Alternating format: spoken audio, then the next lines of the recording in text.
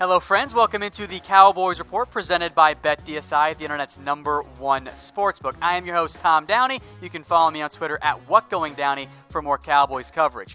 The NFL Draft is almost here for the Dallas Cowboys and every NFL team, so let's take a look at the pre-draft visits for the Cowboys that we know of so far. Now, the Cowboys and every NFL team get 30 visits each with individual players to bring in and mostly interview and get medical testing on them. There isn't really any type of workouts. So far, we know of 28 of 30 of the names of the Cowboys, plus some Dallas Day guys we'll get to as well.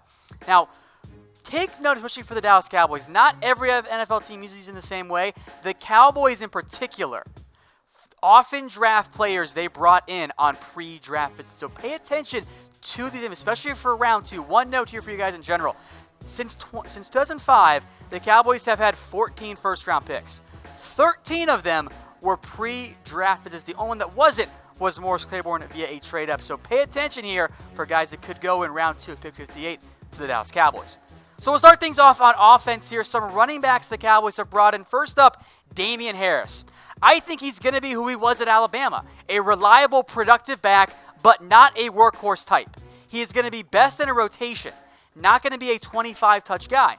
I have a round 3/round 4 grade on him. If you bring him in as a backup, if he's there, probably more on the lines of round 4 less than round 3, at least for me, that makes sense for the Cowboys. So if that's the route that they want to go, I think that's a good choice for them as a depth back to pair with Zeke Elliott. The same is true for Mike Weber out of Ohio State. He was a rotational back with the Buckeyes. He doesn't do very many things elite, but he also doesn't do very many things poorly either. So for Mike Weber, that's the goal there. He's going to be a nice, reliable backup type player. I have a round 4/round 5 grade on him. He's, again, solid in many areas, but not elite in them either. The other back the Cowboys have brought in is Tony Pollard of Memphis, and running back might be a bit of a misnomer here. He's really more of a gadget player, was heavily involved at Memphis as a running back and as a receiver. I think he's going to be a far lesser version of Tavon Austin in the NFL, more of a true back, offers some return man ability as well, but I have a tough time giving him anything more than a mid to late day 3 grade. You're going to have to create touches for him. That's not always going to be the best route if you're an NFL team. If he's there in round 5, round 6, somewhere in that range, I'm open to it. I'm intrigued the Cowboys brought him in, but he's not going to be a true number 2 running back in the NFL. That's just not the best route to go if you're the Dallas Cowboys. I'm intrigued by Pollard, but it's kind of more of a let's see if he's available in the later rounds of the NFL draft. So which back then should the Cowboys take in the NFL draft? And more importantly, when should they do it? Now, I am of the mindset that you can find solid, if not really good backs later on in the NFL draft. There's no major need to rush and take one even before round 4 with 2 4th-round picks. That's where I'm targeting a back if I'm the Dallas Cowboys. Next up on the pre-draft visits, the only offensive tackle that we know of so far, that's Greg Little. Now, I'm intrigued by this one because he's got great length. He's a good athlete, even though he didn't test quite as well as I thought he was going to. Highly touted recruit, but he needs a ton of technical work. The upside is a franchise left tackle. The downside is another tackle that never learned to have proper technique in the NFL and flames out in just a couple of years. He was better this year, but the technique is a big red flag. So I've got him graded out as a round 2 to round 3 player, somewhere in that range. If he's on the board at 58 and the Cowboys pull the trigger, I wouldn't hate it, but I'd much prefer him at 90, although I doubt he ends up lasting that long. So your first 4 pre-draft visits, Damien Harris, Mike Weber, Tony Pollard, and Greg Little, the 3 backs and the lone offensive tackle. Let's move then to tight end. There are 3 guys here as well. First up is Jay Sternberger, who profiles kind of like a Hayden Hurst to me. He's not a great blocker, but he's a seam stretcher, still needs to grow as an actual blocker. Really had just the 1 year at A&M because he transferred in from Kansas and then a JUCO. But in terms of athletic upside, there's some intrigue here. And again, not in round 2. That's not where I'm going if I'm the Cowboys. But if he's on the board there in round 3, I consider it. The big red flag for me, there's some play strength issues and, again, the blocking. But as an athletic, more of a better version of Blake Jarwin, that's where Sternberger profiles as an intriguing target to me. super intriguing after Jay Sternberger is Dawson Knox. Now, there's very little production here, so don't look too much at the box score. But Ole Miss had so many good players, and Ole Miss had no idea how to use their very good pass-catching tight end. He's a really good athlete who's a decent blocker, too, a better blocker, I think, than Sternberger. But there is a little bit of the boom or bust here. The upside is you somehow get a new George Kittle, which might be a little bit unrealistic expectation here. The downside is you might get someone like Jordan Cameron or maybe a Luke Wilson who's also a great athlete but has never developed in the NFL. Again, not round 2, but if he's there in round 3, I'm highly, highly intrigued. So after Dawson Knox, the next safety, or tight end, we'll get to safeties later, Drew Sample.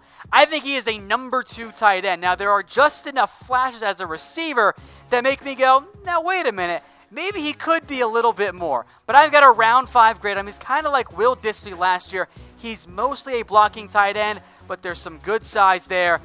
Enough flash in the passing game, again, he wasn't really used in that role, that it just makes me wonder, maybe, just maybe, if you're the Cowboys, you can find a way to make him a little bit better than what he was in the NFL. So Drew Sample there, I think, is an intriguing option for the Cowboys if that's the route that they want to go down the road. I don't know if it's the best route to go, but it does very much make some sense for the Dallas Cowboys. Now, again, to recap those tight ends that we had here, Jay Sternberger, Dawson Knox, and Drew Sample, this indicates to me the Cowboys have some level of interest going tight end. Today's show is brought to you guys by BetDSI, the internet's number 1 sports. So they're going to have all kinds of NFL draft prop bets for you guys. So go sign up and deposit chatsports.com/bet and use that promo code Cowboys120 for a 120% deposit bonus. Put down $50. They're going to give you an extra $64 free to bet with. You will not find a better betting deal out there. Let's move then to the wide receivers for the Cowboys that they brought in for a pre-draft visit. It's one of my guys, DEEBO Samuel. Built more like a running back, but he plays like a wide receiver. He's got an early round 2 grade for me.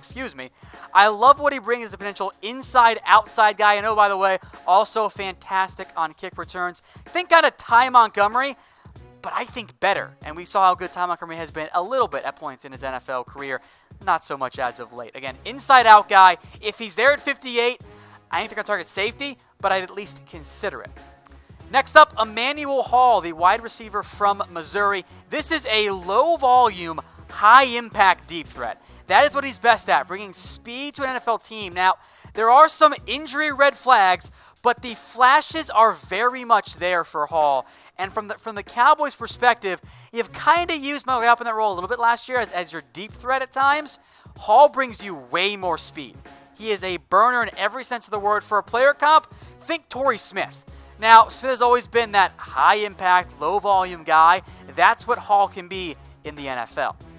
Another speedy receiver is Mecole Hardman, who I like quite a bit. And I know, much like some of the guys you mentioned, like Dawson Knox and really any Georgia receiver or tight end, the production isn't really there. But he's a fantastic athlete, will bring you an instant impact on returns. And if you're the Cowboys and you're drafting a receiver, let's just say in round 3, be it Hardman or Emmanuel Hall, you need him to contribute on returns in year 1. Otherwise, you've drafted a number 4 receiver who's hardly going to play for you. Again, the production isn't really there for Hardman. You might want to get him some manufactured touches, but I think there's some outside ability despite his undersized frame that brings the speed the Cowboys desperately need. So in terms of a pick in round 3, if you want to go receiver, that's where I've got Hardman graded. I think it'd be a great selection there.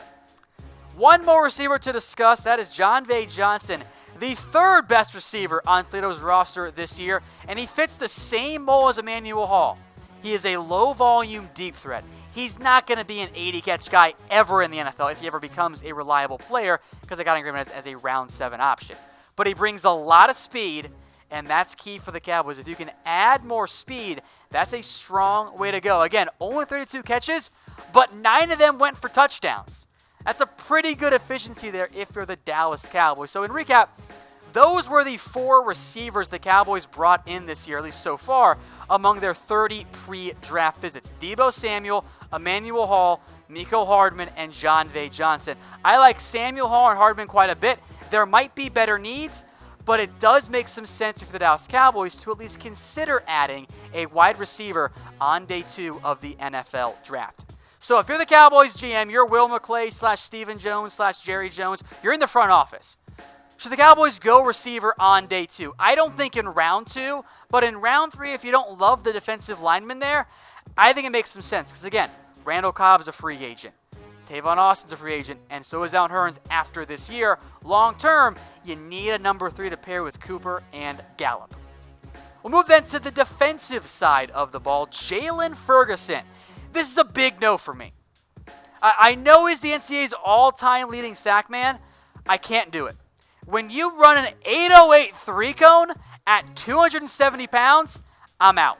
That is not enough bend and agility to succeed in the NFL. Now, I still have a round 3 to 4 grade on him because the tape, I think, is actually pretty decent. And he wins more with power than he does speed and agility. I think he might have bulked up too much to get to 271. He played more around the 255-ish range.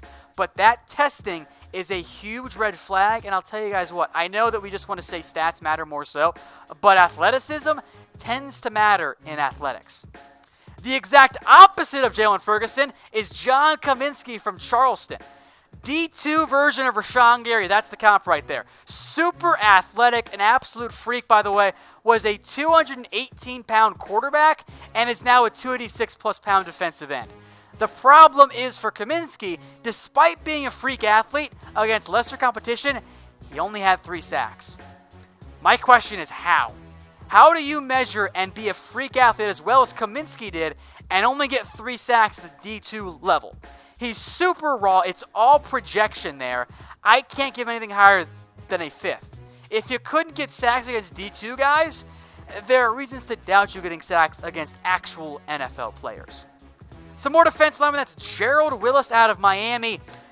Really boom or bust for me. And I use the phrase feast or famine.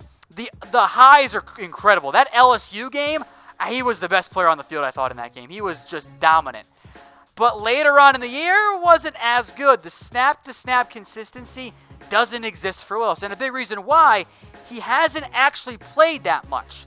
A good penetrative 3 technique who had a lot of tackles for loss this year. But his number one issue, he tends to almost stand up when he fires off the ball. That's going to lose you the leverage game almost every time. And oh, by the way, some pretty major off-the-field red flags earlier in college. Got kicked out of Florida, took time away from the Miami program. Those are some concerns there. But remember, these are 30 visits. What better way to interview a player with concerns off the field than to bring him in and get to know him a little bit more? Next up is Trysten Hill. He's got try in his name, and that's the exact MO of his game. This dude's motor is off the charts. There are so many plays where he's 20 yards downfield, chasing a back he has no chance of getting, but he never gives up. And the burst is there at times as well. I think he's probably more of a 1 technique for me. You can maybe play him some with the 3 technique, but put him in as a 4-3 nose tackle. I think he'll have success. The big red flag here is, despite him having some good tape, and I thought being maybe the best defensive player on UCF this year, he wasn't a starter. He did not get along with the UCF coaching staff. You want to figure out why? That's what the Cowboys brought him in for a pre-draft visit. Next up, Kingsley Keke, and I do not love him. He played defensive end at Texas A&M, and he's a decent athlete, but he does not have the juice to play there long term. He's got to move on the interior, and the production was actually pretty good, but I don't think it projects that well. He does not fire off the ball very well. I have a lot of concerns with Keke. I think you're banking on a lot of different types of development in terms of, he had 7.5 sacks. I don't think that production was replicable at the NFL level. I've only got a round 5 to 6 grade on him. I was not that impressed by his overall NFL film. I think the Cowboys can find someone a little bit better. So how do you guys watch the NFL draft? Let me know in the comment section. And by the way, I have the correct answer for you. You're not going to watch it on ESPN or NFL Network anymore. Go watch it on the Chat Sports YouTube channel. That's youtube.com/chatsportstv. Go watch it there. We'll be live all 3 days. No more of that day 3's all interviews crap. Instead, we'll discuss every single player taken this year. That's youtube.com/chatsportstv. Again, to recap those defensive lineman visits, Jaylon Ferguson, John Kaminsky, Gerald Willis, Trysten Hill, and Kingsley Keke as well. We'll move to one more. I guess he's kind of a front 4 player here. That's Christian Miller. And he is more of the true edge. I think at some level, Kaminsky and even Jaylon Ferguson, I don't fully trust them to be a full-time defenseman. I'm going to kick him inside some. That's not true with Miller. And I know you look at the production and the games played, it's like, that's something special. Christian Miller has some of the best bend in this year's class. If he's on the field for you, he's going to make plays. The problem is, he's not always on the field. So from Miller, I love the upside. There are a ton of medical red flags. Here's how I would use Miller if I'm the Cowboys. On first down, maybe second down, he's my new Sam linebacker. Cowboys don't really have one. I'm putting him there and letting him blitz. He can cover a little bit. That's fine. And then on passing downs, I'm putting him at defensive end, and I'm letting him get at the quarterback across from DeMarcus Lawrence. That's a really good combo there. I know the medicals is a big concern there. That's why he's only a round 2 grade for me. But talent-wise, he's worth being a top 32 overall player for me at least. So if you're the Cowboys taking a defensive end, who would you rather take? Give me an F for Jaylon Ferguson, who had better production and less medical concerns, or M for Christian Miller, who is a much better athlete, and to be honest, I thought his overall tape was far more impactful, but has the medical red flags. Move now to linebacker. A lot of lesser-known guys, so go a little bit faster here. Darius Harris out of Middle Tennessee. I got a 7th-round grade on him. I think he's a backup linebacker at a few different spots. Might be more of a priority undrafted free agent, a guy you bring in and let him compete with guys like Justin Marks-Lillard to be that number 6 or maybe number 7 linebacker if the Cowboys choose to go that route once again.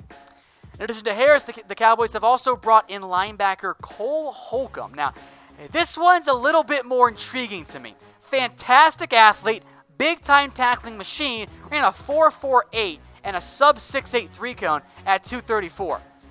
That might get him drafted. The problem is, not great at reading defenses, and I think block shedding is a big concern there. I think he is a will linebacker, maybe a Mike, but I don't know how he fits in as a potential strong side linebacker. He's more of a run and chase guy, not a shed blockers, play close to the line of scrimmage type of linebacker. So I'm intrigued by Holcomb.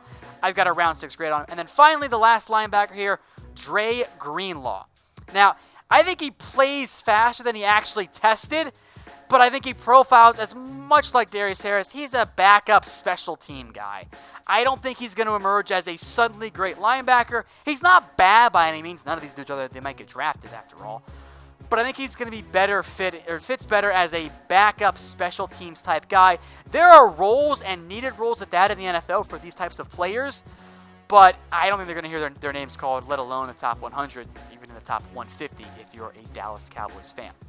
So to recap then, those more linebacker type players, Christian Miller is one. You also had Cole Holcomb of North Carolina, Darius Harris, and Dre Greenlaw. Holcomb and Miller, especially Miller, are the two that jump out to me, but this indicates to me the Cowboys want some more depth at linebacker, but they don't want to spend a priority draft pick on it. Now, today's show is brought to you guys by BetDSI, the internet's #1 sportsbook. Go over to chatsports.com/bet and use that promo code Cowboys120 for a 120% deposit bonus. You put down $50, they're going to give you $60 for free to bet with. You will not find a better betting deal out there than chatsports.com/bet and that promo code Cowboys120.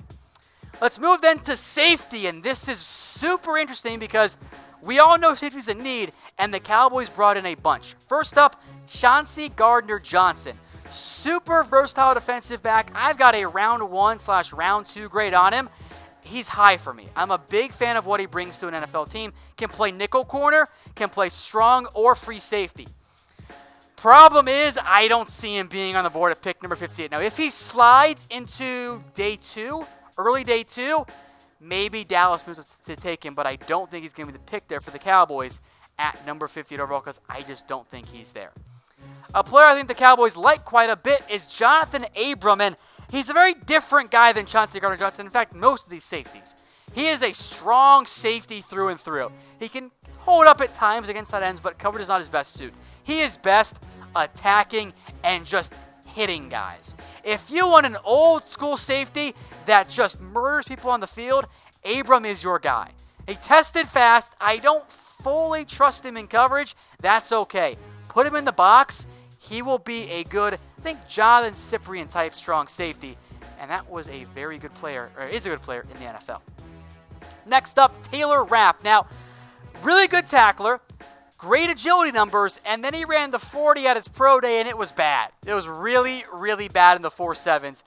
That's concerning. So long speed is a big red flag here for Taylor Rapp. I just say play him in the box. Frankly, we've seen guys like Tony Jefferson, even Kenny Vaccaro, have not great testing and end up being okay in terms of testing in the 40. I've still got a low-end 1 to 2 round grade on him. If he's there at 58, sign me up. You have to balance the bad testing versus tape. The tape for Rapp is still really, really good. Put him in the box. He's not going to be a playmaker, but he'll be a good, strong safety in the NFL. Juan Thornhill is also one of my guys this year. The Cowboys in general, in their secondary, they don't have guys that make plays on the ball. Guess what Juan Thornhill does? He takes the ball away. A ton of pass breakups, a ton of interceptions. That's what I want. Now, he was kind of a weird eval for me because he's a freak athlete, although he didn't do agility drills, which I question. Maybe it's more long speed than it is short area quickness. But coming off of 6 interceptions, almost 100 tackles, 7 pass breakups, I'm really surprised why he's not getting more hype. He tested really well. He's got production. I'm not sure why people aren't saying, hey, this guy could be a round 1 pick. I think he should be. He could be there at 58. In fact, I kind of think he's going to be there at 58. And if that's the case, sign me up. So the big 4 the Cowboys brought in at safety: Chauncey Gardner-Johnson, Johnathan Abram, Taylor Rapp, and Juan Thornhill. Those 4 guys, I think, are the Cowboys' top targets at number 50. I think you can cross off Chauncey Gardner-Johnson, though, because I don't think he's there. So who would you rather draft? Type T for Thornhill, A for Abram, and R for Rapp. I have not published my official big board yet, although you're seeing some of the grades here. I think all 3 of these guys are going to be top 60 players for me. And at that point, they're all good picks for the Cowboys in round 2. Some more safeties. Will Harris, he's up next here. I'm intrigued by him because he can play a bit of strong safety, a little bit of free safety, got a nice size-speed combo, but there aren't really the ball skills that I want. He doesn't make enough plays on the football. I think ideally, if you run a 3-man safety look, he's a perfect fit there. So maybe a little bit like Barry Church in that mold. I think early career, he's a backup. Later on in his career, he's a low-end starter. So in total, that's a round 3, round 4 grade. A solid player, but not an instant impact number 2 safety type. Next up in the last safety here is Khari Willis, who, this is what Garrett calls the RKGs, the right kind of guys. High effort guy, team captain, type of guy that the locker room and teammates are going to love. But I don't trust him in coverage. I know he had 7 pass breakups. I don't think he was very good. So that the numbers kind of lie a little bit there. I think in the end, he profiles as a backup number 4 safety early who can maybe become a number 3 guy for you. That's why he's only got a round 5 grade. I think he'd be an upgrade, maybe even early, over, say, Kevon Frazier. Let's move then to cornerback, where 2 super interesting names check in. And by the way, both these names are all because of Chris Richard. Chris Westry, has an unreal size combo. He is 6'4.5" and ran a 4.31 40-yard dash. You don't find those guys in the NFL. You don't find that size and that speed together. Here's the thing, though. The dude didn't play very much. Despite that freakiness, he was like their number 4 corner, if you want to include Mike Edwards, who was kind of their go-to nickel guy as a safety. He's only got a round 7 grade. The upside's interesting, but why couldn't he get on the field at Kentucky? That's a big red flag for me. Then there's Derek Thomas, a Baylor cornerback who I'm, again, intrigued by. He definitely fits the Chris Richard mold.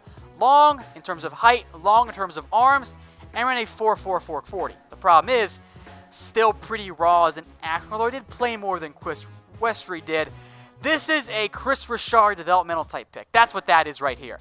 See how he looks, bring him in late 7th round maybe, or even as an undrafted free agent, and see if Richard can turn water into wine with one of these cornerback prospects. So again, to recap those other, I'd say lesser tier defensive backs: Will Harris, Khari Willis, Chris Westry. I don't know why I want to merge those names here. That's kind of weird of me. And then Derek Thomas as well. Those were the defensive back prospects the Cowboys also brought in that weren't the go-to, round one type of guys for the Dallas Cowboys. Now, those were the pre-draft visits, but don't forget here, folks, the Cowboys also have some Dallas Day players, meaning guys that are locally, either in terms of where they played in college, grew up, or high school. Here are 5 of the names that we know. LJ Collier and Ben Benigou, Edge guys that I like from TCU. David Plow, who I bet they sign him as an undrafted free agent to come be a camp arm. I bet that happens. Ty Summers, and a guy that really intrigues me here, Devine Ezigbo, a mid to late round running back pick that I thought was a combine snub. I like him quite a bit, potentially as a late round 4 or round 5 pick for the Cowboys if they want to find someone to help out Zeke Elliott in both the short term and the long term. But those there were the Cowboys Dallas Day players. So who do you guys want the Cowboys to draft in round 2? And again, I think it's going to be one of these 30 prospect visits. I am all aboard safety in round 2. Give me any combination, or I guess any player of these 4. Chauncey Gardner-Johnson, who I doubt is there, Johnathan Abram, Taylor Rapp, or Juan Thornhill. Hey Cowboys fans, thanks for watching the Cowboys Report. If you haven't already, click right here to subscribe to our channel for all the best Cowboys coverage on the internet. That's news, rumors, highlights, mailbags, film studies, and a whole lot more. And I'm making your lives a little bit easier as well with the next Cowboys Report video right here.